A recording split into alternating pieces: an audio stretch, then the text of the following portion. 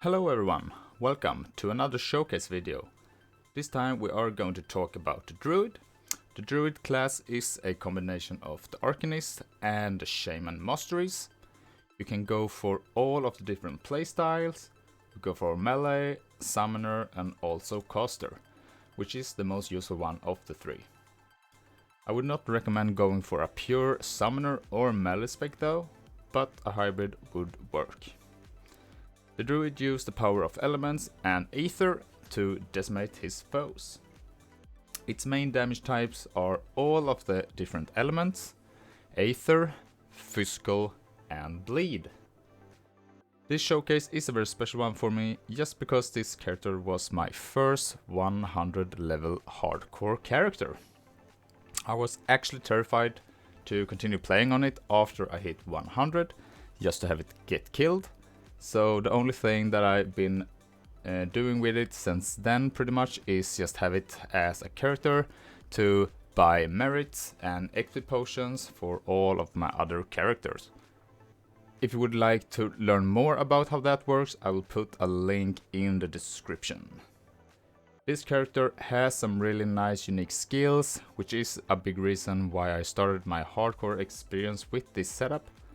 We will go over it soon, while we go through how I leveled up this character.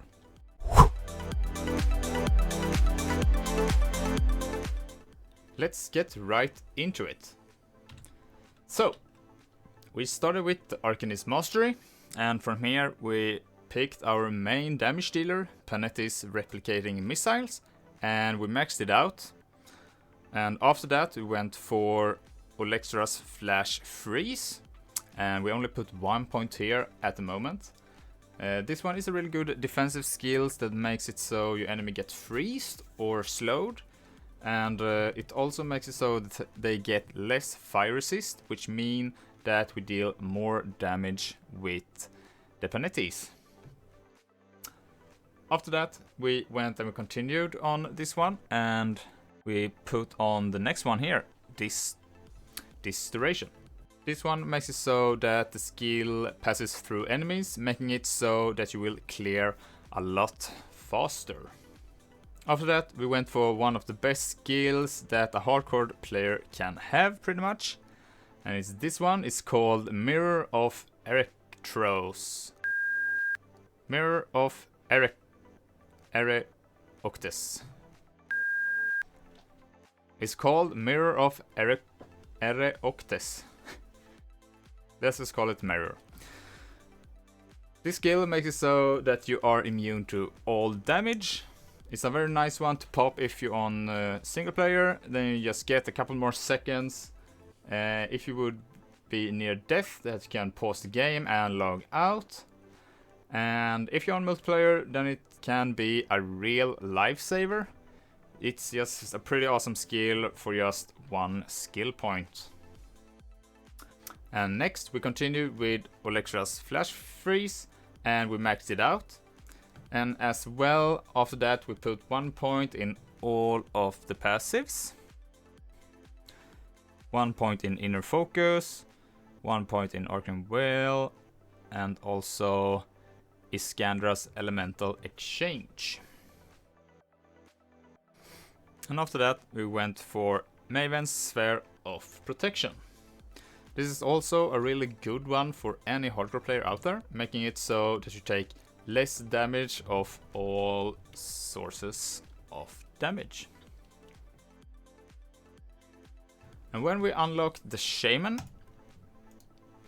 Mastery, we went straight for McDrogan's Pact, and after that for Heart of the Wild for the extra health. And we started with the Wind Devils. The Wind Devils are also one of the reasons I picked Shaman for my second mastery, just because that they are auto-targeting your enemies, making it a real nice skill for bosses. You can pretty much just run around in circles while the devils just kills the boss for you. It's a really awesome one. This was my setup until around level 60, when I stumbled upon my weapon that I'm using, which gives us +1 to Storm Totem. So at this point I went and I respect the Panetis and I put them on the Storm Totem instead. I might add that I had no idea what monster infrequent item were or what stats they had at the time, and I thought like, holy shit, 1+ totem, that sounds really OP. So I just went with it. And if you don't know what monster infrequent items are, it's items that have skill specific alterations, like this weapon. That in this case gives us 1 more totem to place down, and it adds some lightning damage to stun jacks. It's really good to look up early if you can get any items for that skills that you are using. You can find out in Grim Tools if you want to, and I'll put down a link to it down in the description. Let's have a look on the devotions. So, I usually start with the lion, and then I pick the Sailor's Guide and also the lizard for some extra movement speed and some health. And after that I went for the tsunami for some extra damage, and we also get this proc here, which is pretty cool.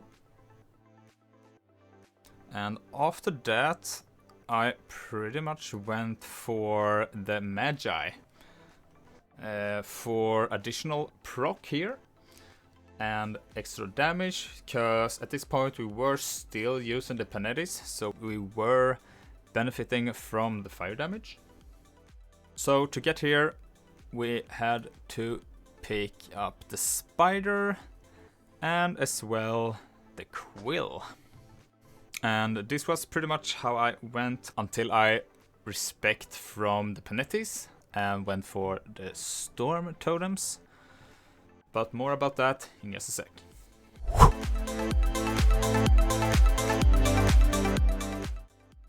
And now how I went for the end game. Let's start with the devotion points. So we are pretty much the same as we was leveling, but let's start from the top, I guess. So we got 2 big ones here. We got Ishra the Spring Maiden for a really nice defensive proc here, and it provides us a lot of life and other defenses. Next one, Ulo the Keeper of the Waters. As well, this one good for defense, a lot of resist, health, life, and another proc effect here.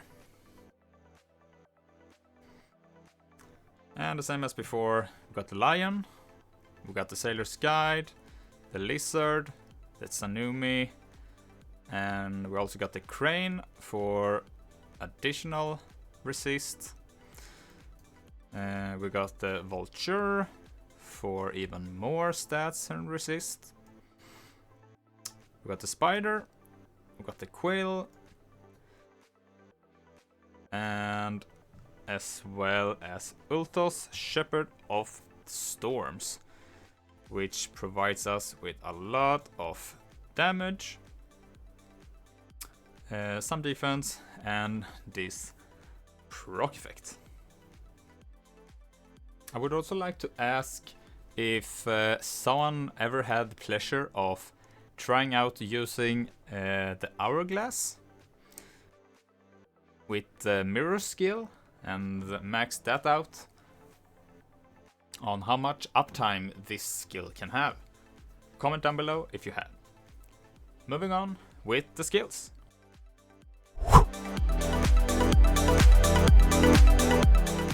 Let's take a look on the skills.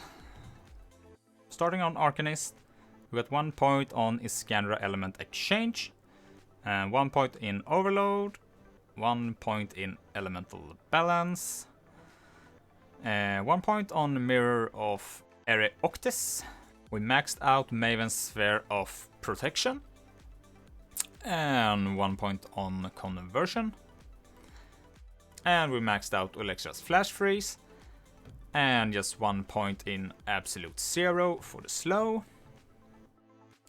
We are going Trojan Sky Shard, so we maxed this one out. And here I just put my remaining skills, and as well on the Shattered Star. You should try to max out this before this one though. As well as putting 1 point on the Inner Focus, 1 point in Arcane Will, 1 point in Mental Alacrity. Moving on to Shaman, we have maxed out the Storm Totem, and as well the Storm Colors Pact.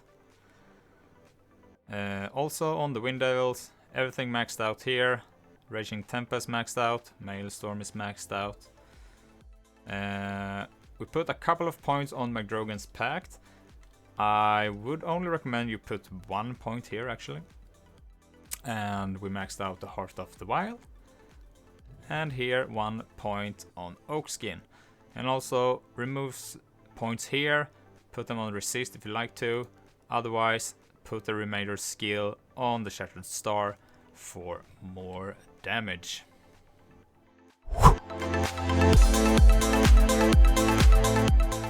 So, for the gear, as I mentioned in the start of the video, I have not been playing on this since I got to 100. So I don't have any set on this to show.